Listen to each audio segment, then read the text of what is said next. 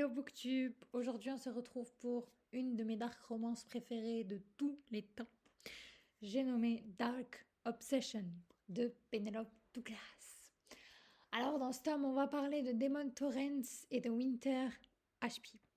Alors faut savoir déjà que Winter, elle a une particularité, elle est aveugle, elle ne voit rien depuis des années, elle a eu un accident. Et du coup, elle marche avec les béquilles et elle a un chien pour l'orienter quand elle sort dans la rue.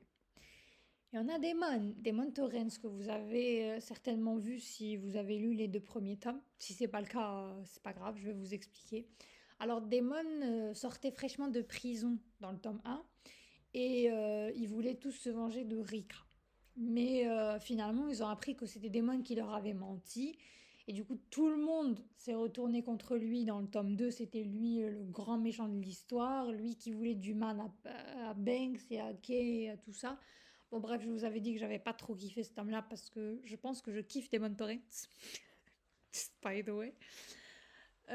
Et du coup, dans ce tome, Damon, c'est sa love story à lui avec Winter. Tout au début du livre, qu'est-ce qu'il fait le mec pour se rapprocher d'elle? Il épouse sa sœur. Donc au début, il veut se venger de Winter et il fait comme si c'était le grand méchant loup qui allait tout faire pour lui pourrir la vie. Mais il en est tout simplement incapable parce qu'il l'aime depuis qu'il a 7, 8 ans, je crois. Ils étaient enfants quand ils se sont rencontrés. Lors d'une des soirées de son père, elle est venue, elle, avec ses parents. Et ça n'a pas été le coup de foudre, mais il a aimé Winter et il a aimé sa pureté, sa bonté, je sais pas, la manière qu'elle avait de penser, la manière qu'elle était d'être là, juste assise avec lui. Et je sais pas, ne pas le traiter comme le monstre que tout le monde voyait qu'il était. Et j'ai trouvé ça adorable. J'ai adoré l'histoire de Damon et Winter. Qu'est-ce qu'il fait pas pour elle? Qu'est-ce qu'il fait pas pour elle? Je le dis, je le redis, Damon Torrance a des problèmes psychologiques. Damon a un énorme blocage en ce qui concerne sa mère et on va apprendre qu'elle lui a fait des trucs vraiment horribles et on va apprendre que la seule manière qu'il a trouvé d'évacuer cette peine, c'était de se faire du mal lui-même.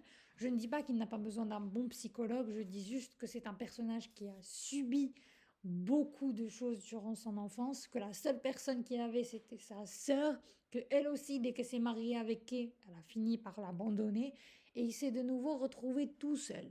Et tout ce qu'il voulait c'était indirectement de récupérer Winter, mais il a caché ça sous une facette de vengeance.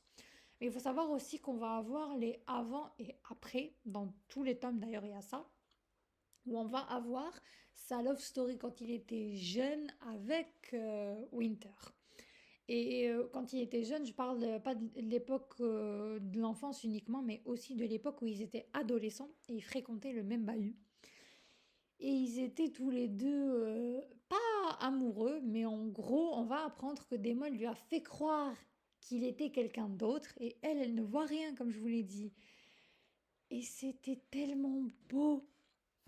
Vraiment, il lui a fait croire qu'il était quelqu'un d'autre. Il a pas dit son nom d'ailleurs, elle connaît pas son nom, mais elle l'aime et elle est amoureuse de lui et elle sait pas que c'est Damon Torrance. Le Damon Torrance avec qui elle a d'énormes problèmes, avec qui sa famille ne s'entend pas et qu'elle ne piffre pas. Mais c'est tellement beau et à la fin, oh mon Dieu, ce qu'il fait pas pour elle, c'est c'est- c'est magnifique. Lisez-le, c'est mon tome préféré, c'est mon chouchou de toute cette saga. Je les adore, Damon et Winter, magnifique. L'évolution de la relation. Comment est-ce que elle va se permettre d'ouvrir son cœur à Damon? Comment est-ce que lui, il va lui permettre de se rapprocher de lui tout en lui faisant bien comprendre que, ouais, il est toujours dangereux, mais qu'au fond, il l'aime et qu'il ne lui fera jamais de mal. Et qu'au fait, c'est elle qui a plus de pouvoir sur lui qu'il n'en a sur elle parce qu'il l'aime tellement que si elle lui dit un truc, il se met à pleurer comme un bébé. Et j'ai adoré. J'ai surkiffé ma lecture. C'était la première fois que je lisais un truc avec un personnage avec un handicap. Et j'ai surkiffé. J'ai adoré. Que dire de plus? La citation que j'ai préférée dans ce tome, c'est: Je repensais au garçon dans la fontaine qui saignait de la main. et qui pleurait silencieusement, car quelque chose ou beaucoup de choses lui étaient arrivées dont il ne voulait pas parler. Aujourd'hui, c'était presque un homme. Il ne pleurerait plus jamais et ferait seulement saigner les autres. Parce que oui, comme je vous l'ai dit plus tôt, Damon n'a pas vraiment beaucoup de pitié dans le cœur, mais quand il aime quelqu'un, il prendra toujours soin de cette personne.